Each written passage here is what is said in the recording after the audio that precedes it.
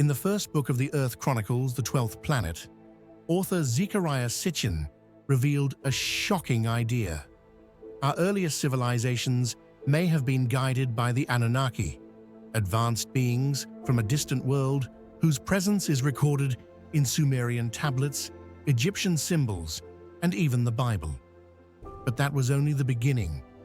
In the Stairway to Heaven, the second book in the Earth Chronicles, Sitchin explores a deeper mystery. Did ancient kings and heroes try to reach the home of the gods? This book investigates the idea of a celestial journey, a special path taken by rulers, priests, and legendary figures who were believed to be chosen by the divine. Across Mesopotamia, Egypt, the Sinai region, and sacred mountains, Sitchin finds clues that ancient structures may have formed a real stairway to the gods. Pyramids, ziggurats, and old temples seem to point toward a heavenly destination. Why did pharaohs carry star maps into their tombs? Why did Gilgamesh search for immortality? Why do stories say Enoch was taken into the sky by divine beings? Sitchin suggests these may be memories of an advanced civilization that once had a gateway to the heavens. In this video, we explore all 14 chapters of the Stairway to Heaven and uncover humanity's ancient dream to reach the stars. Chapter 1. In Search of Paradise. Sitchin begins by exploring one of humanity's oldest and most powerful ideas, the belief in a lost paradise. Across many ancient cultures, from the Sumerians to the Hebrews, we find stories of a perfect land where gods and humans once lived side by side. The biblical Garden of Eden, the Sumerian land of 𝙃𝙗𝙗, and similar myths all describe a place filled with life, purity, and even a mysterious tree of life said to offer immortality. But Sitchin asks a daring question. Was this paradise only a myth? Or could it have been a real location where advanced or divine beings once walked among early humans? Throughout history, great rulers and explorers have searched for this forgotten place. Alexander the Great looked for the fountain of youth, believing it held the power to restore life. Ponce de Leon followed the same legend centuries later. What if these quests were not fantasies, but memories of something mankind once knew? A real attempt to reconnect with beings from beyond Earth. Ancient writings hint that paradise was not open to everyone. Only a chosen few, blessed by the gods or holding secret knowledge, could attempt the journey. Gilgamesh, the famous Sumerian hero, risked everything to find the land of the living, hoping to gain eternal life. Yet the path to immortality always seemed just out of reach. This raises a haunting mystery. If humanity once touched the edge of immortality, why was it lost? Was this knowledge taken away, forgotten over time, or hidden on purpose? Chapter 2. The Immortal Ancestors. In this chapter, Sitchin explores ancient stories about extraordinary beings who lived far longer than normal humans, sometimes for centuries, sometimes for thousands of years. Many cultures describe these figures as part human and part divine. The Bible speaks of Enoch, a man who did not die but was taken directly to the heavens.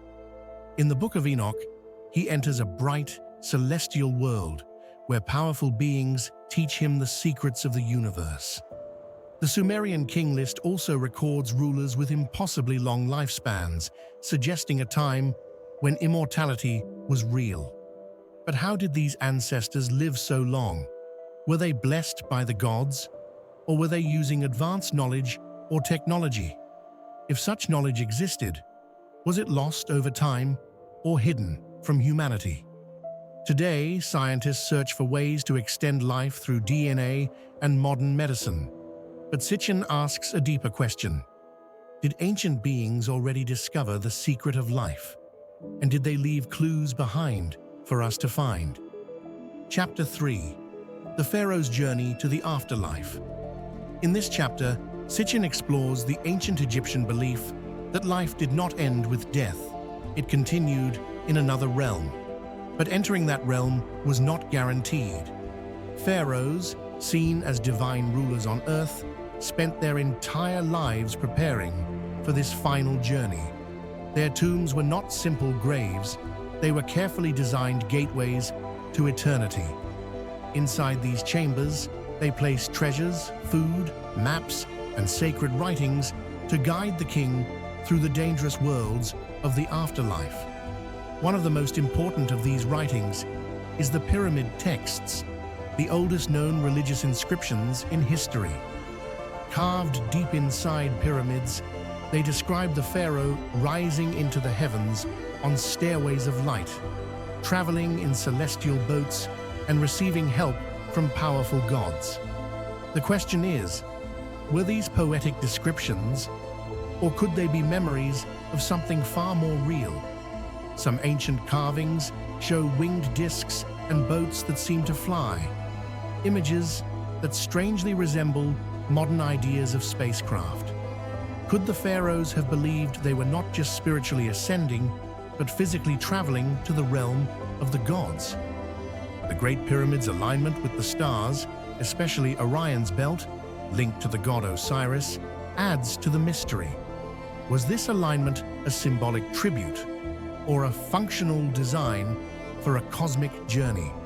Sitchin proposes that the Egyptians may have inherited advanced knowledge from an earlier civilization with celestial origins. If their pyramids and rituals were part of a real journey to the stars, what secrets still lie hidden beneath Egypt's sands? Chapter 4. The Stairway to Heaven. In this chapter, Sitchin looks at the great monuments built by ancient civilizations, massive structures that rise boldly toward the sky. From Egypt's pyramids to the ziggurats of Mesopotamia, these towering creations all seem to follow the same idea, creating a bridge between Earth and the heavens. Many believe they were built for religious rituals, but Sitchin asks a deeper question: could they have served as real gateways to the stars? The famous story of the Tower of Babel is one of the most mysterious clues. According to the Bible, humans once tried to build a tower that reached heaven itself. The gods became angry and scattered the people across the earth. But what if this story is based on a real event? Could early humans have been trying to recreate a lost technology, building a physical stairway to heaven taught to them by beings from above? Egypt adds another layer to the mystery with the Benben stone, a sacred object said to have fallen from the sky. It played a central role in the Temple of Heliopolis and was linked to the sun god Ra. Some suggest the Benben stone may have been more than a religious symbol, perhaps a piece of advanced technology from an earlier civilization. Sitchin proposes that these ancient monuments may have been markers, launch platforms, or navigation points within a larger cosmic system. If that is true, then the ruins of these ancient structures may still hold clues to how early civilizations communicated with the heavens. Chapter 5. The Gods Who Came to Planet Earth. Across the world, ancient stories describe gods who came down from the sky, bringing knowledge, science, and powerful tools to early humans. But Sitchin asks a bold question: what if these were not myths at all? What if these gods were real visitors from another world? One of the strongest clues comes from the Sumerians, one of the oldest civilizations on Earth. Their ancient tablets speak of the Anunnaki, mighty beings who descended from the heavens and shaped the course of human history. The Sumerians believed these beings taught them agriculture, writing, mathematics, and architecture. But why would gods need to arrive physically? Could the Anunnaki have been advanced extraterrestrial visitors? Similar stories appear in many other ancient cultures.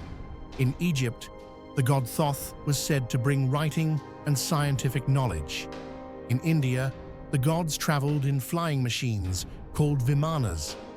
The Bible even describes fiery chariots that carried prophets up into the sky. Were these symbolic tales or descriptions of real encounters with unknown technology? Sitchin suggests that these legends may be memories of early contact between humans and advanced beings from another planet. He believes these visitors may have guided the growth of early civilizations and left behind clues in myths, symbols, and ancient writings. If the gods who descended from the sky were real, who were they, and what was their purpose on Earth? And perhaps the most intriguing question of all, if they once came here, could they still be watching us today? Chapter 6. In the days before the deluge. In this chapter, Sitchin explores one of the most widespread stories in human history, the tale of a great flood that destroyed almost all life on Earth. Nearly every ancient culture speaks of a massive deluge. The biblical story of Noah, the Sumerian account of 𝙀𝙀𝙀𝙀, the Hindu legend of Manu, and even flood myths from Native American tribes. These stories share the same pattern: a sudden disaster, a warning from a divine being, a large boat built to save life, and the survival of a chosen family. How could cultures separated by oceans and thousands of years all describe the same event? In the Epic of Gilgamesh, 𝙀𝙀𝙀𝙀 tells how the gods warned him to build a huge boat before a deadly flood wiped out humanity. In India, the god in the form of a fish warns Manu of an upcoming deluge and instructs him to build a ship. These stories are so similar that Sitchin suggests they may come from a single real event, perhaps a sudden climate disaster, a shift in Earth's orbit, or even a global catastrophe caused by celestial forces. Modern science also points to a major flood around 12,000 years ago, when the last ice age ended and melting ice caused sea levels to rise rapidly. But another mystery remains. Why did the gods warn only a select few? Were they protecting specific knowledge, special bloodlines, or something even more important? Sitchin proposes that the Great Flood marked the end of an advanced age influenced by beings from another world. If so, what ancient secrets now lie buried beneath the oceans? Chapter 7. Gilgamesh, the king who refused to die. In this chapter, Sitchin revisits one of humanity's oldest and most powerful stories, the Epic of Gilgamesh, written more than 4,000 years ago. It tells the tale of Gilgamesh, the mighty king of Uruk, who was said to be 2/3 divine and 1/3 human. Even with his great strength and royal glory, one fear consumed him, the fear of death. After losing his closest companion, Enkidu, Gilgamesh became obsessed with finding a way to live forever. His search for immortality took him across dangerous mountains, through distant lands, and even into the depths of the sea. Gilgamesh eventually found 𝙀𝙀𝙀𝙀, the Sumerian version of Noah, who had survived the Great Flood and was granted eternal life by the gods. Desperate for answers, Gilgamesh begged him to share the secret. 𝙀𝙀𝙀𝙀 explained that immortality was a rare gift, reserved only for the gods, but he offered one final hope: a hidden plant that could restore youth. Gilgamesh found the plant and believed he had finally defeated time. But while he slept, a serpent stole it and vanished, leaving him heartbroken and empty-handed.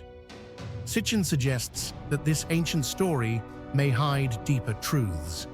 The plant of youth might symbolize lost knowledge, perhaps an advanced technology or biological method that once offered long life. If the gods of old truly possessed the secrets of extended life, is it possible that fragments of this knowledge still survive somewhere on Earth, waiting to be rediscovered? Chapter 8. riders of the clouds.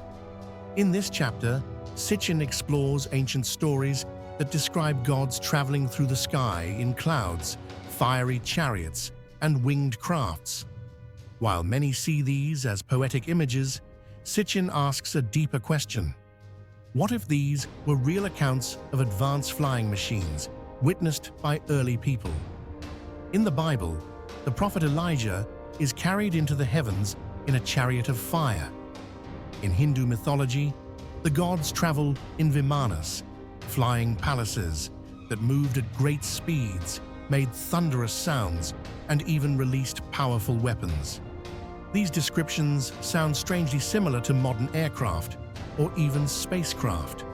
In Sri Lanka, stories of King Ravana describe him soaring across the sky in the 𝙀𝙀𝙖𝙀𝙬𝙖𝙀, a mysterious flying craft said to be built with lost technology.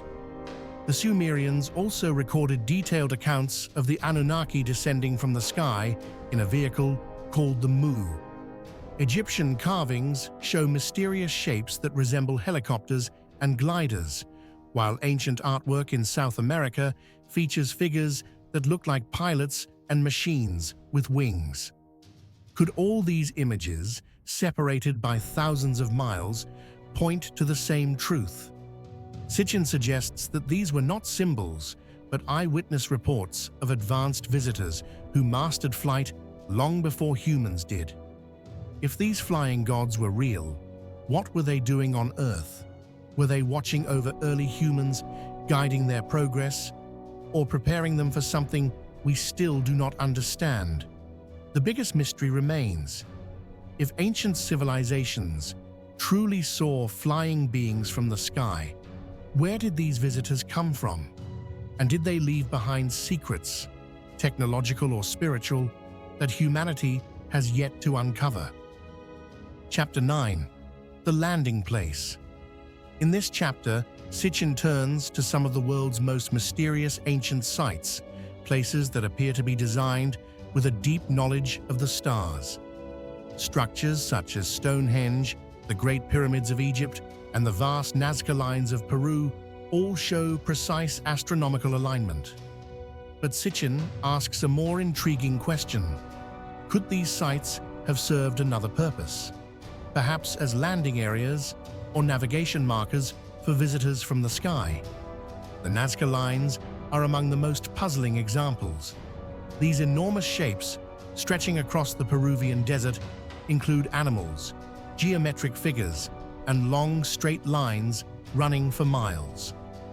From the ground, they make little sense, but from above, they form perfect, detailed images. Why would an ancient people create designs only visible from the sky? Sitchin suggests they may have been signals or pathways for flying craft. A similar mystery exists in Sri Lanka. Danagala Mountain, often called Alien Mountain, rises in a near-perfect circle with a flat top, as if shaped for landings.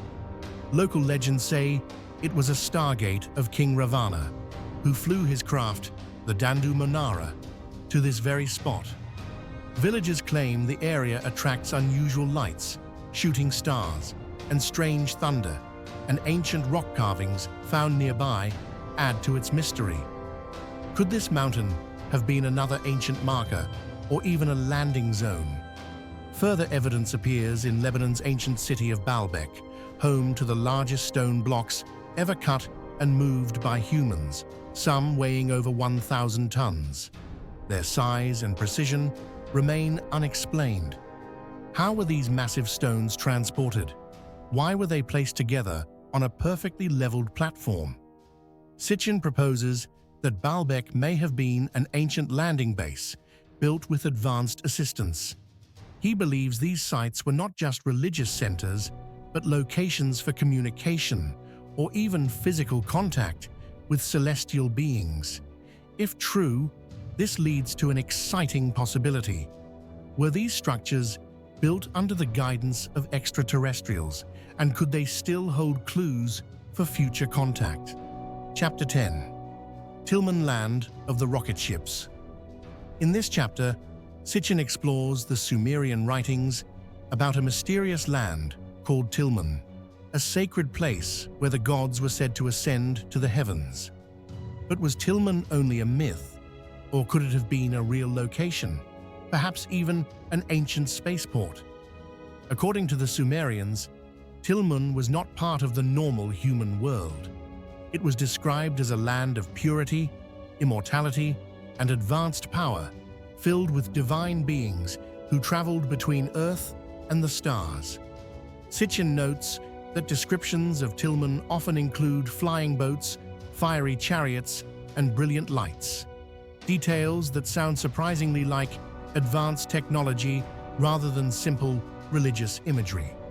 One of the strongest clues lies in the ancient city of Eridu, believed to be the earliest city in Mesopotamia.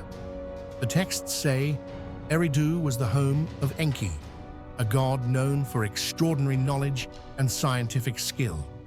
If 𝙃𝙗𝙗 was connected to Eridu, could it have been a real place where advanced visitors once lived or operated? Some researchers believe 𝙃𝙗𝙗 may have existed in the Persian Gulf region, possibly on Bahrain, where ruins of an ancient and mysterious civilization have been discovered. Others think it might be linked to the Sinai Peninsula, where massive platforms that look like launch sites still remain. If 𝙃𝙗𝙗 was truly an ancient spaceport, who built it? Were the Sumerian gods actually travelers from another world? And if so, could traces of their presence still lie hidden beneath the sands and seas, waiting to be uncovered? Chapter 11. The Elusive Mount. In this chapter, Sitchin explores the ancient belief that mountains were the homes of the gods, a place where heaven and earth touched. Across many cultures, high peaks were seen as sacred. The Greeks imagined Mount Olympus as the dwelling place of their gods. The Bible describes Mount Sinai as the place where Moses met God face to face. But Sitchin asks a deeper question. What if these stories were not just myths? Could some mountains have been real meeting points or even landing sites for celestial visitors? Mount Sinai is one of the most mysterious examples. The biblical account describes fire, smoke, thunder, and a trembling mountain. Details that sound strangely like a powerful descent or technological event, rather than a simple spiritual moment. Could Moses have witnessed something far more advanced than ancient language could explain? This mystery extends across the world. In Sri Lanka, the rock fortress of Zecharia rises suddenly from the plains, shaped with incredible engineering skill that still puzzles experts. Legends claim it was first built for 𝗾𝙗𝗺, the treasurer of the gods, by Vishwakarma, the divine architect himself. Some believe the site's advanced design and sky-facing structures hint at an ancient connection with celestial beings.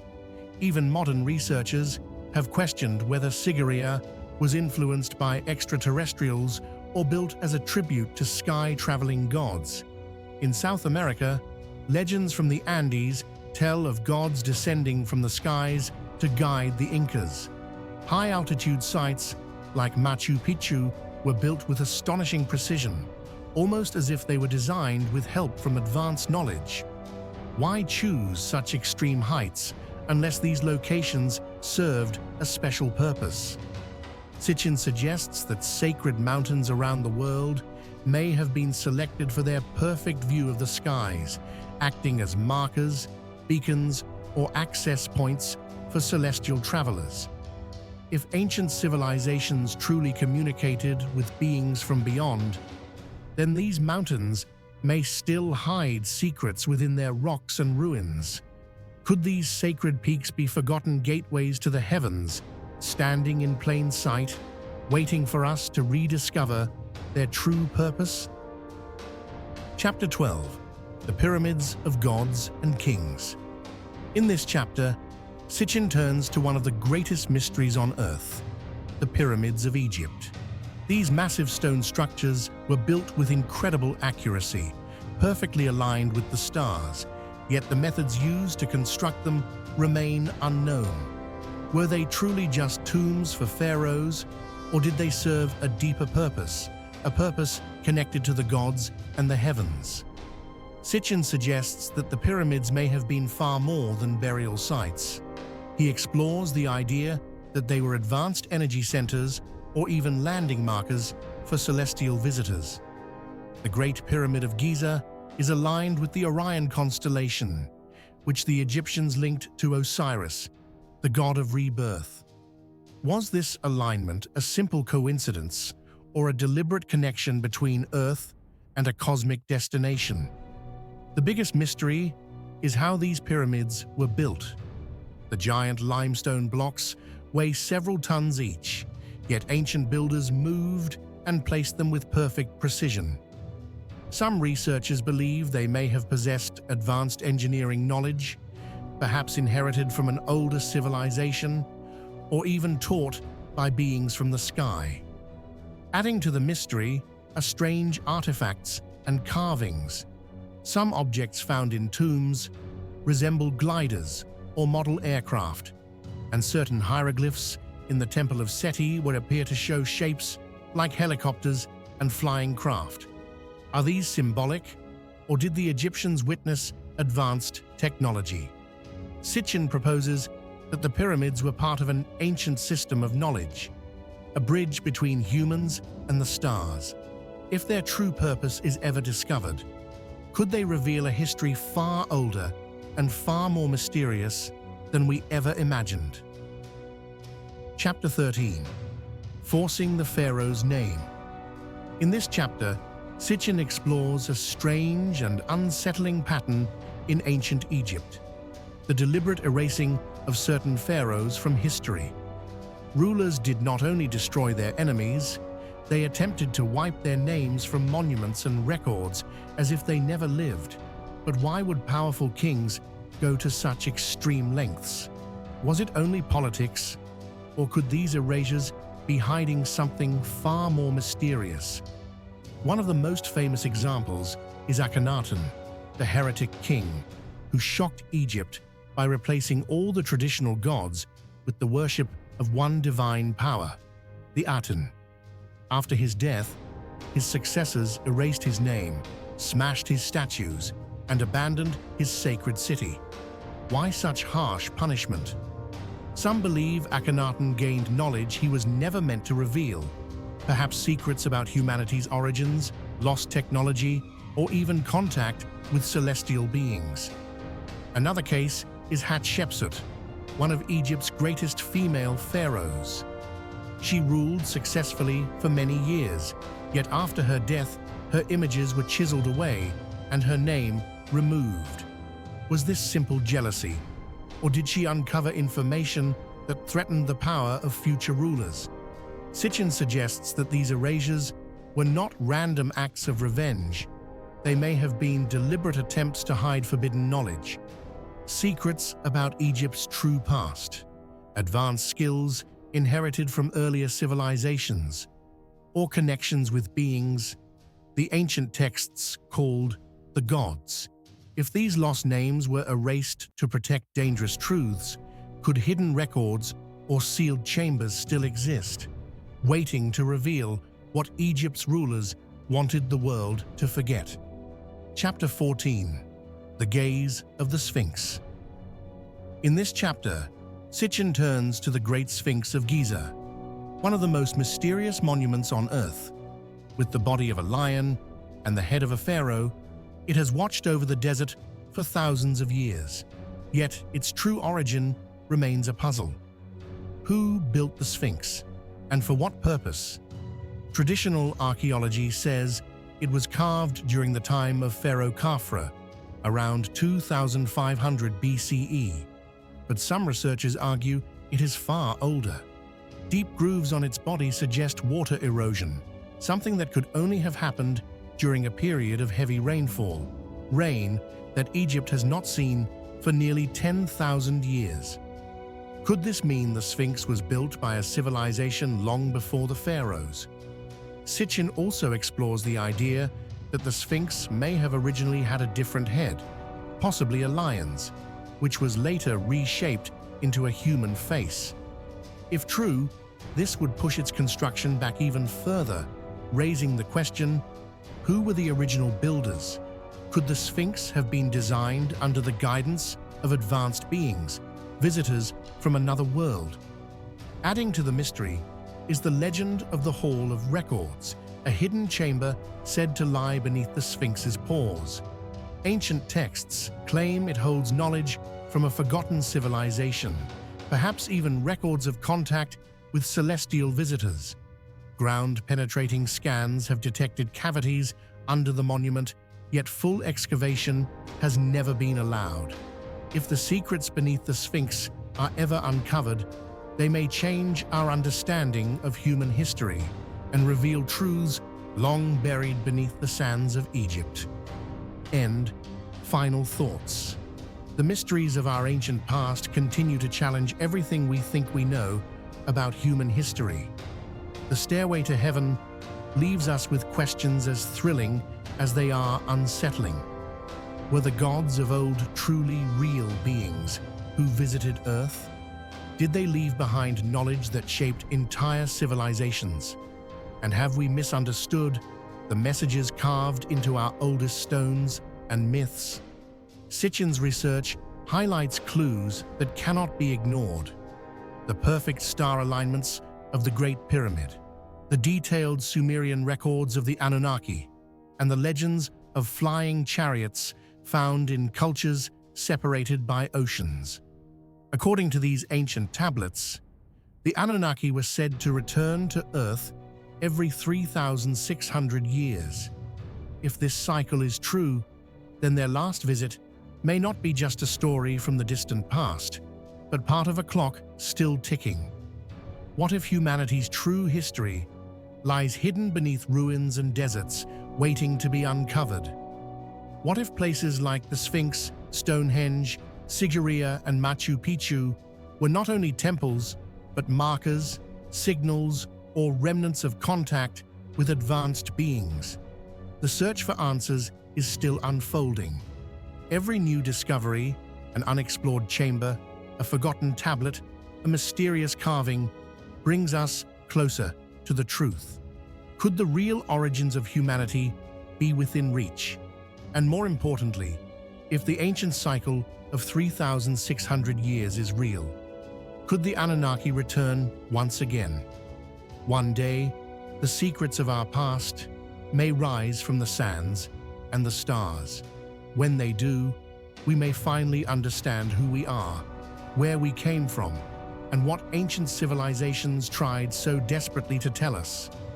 Until that moment, the legends of gods, lost worlds, and celestial visitors remain some of Earth's greatest mysteries, waiting for those bold enough to seek the truth.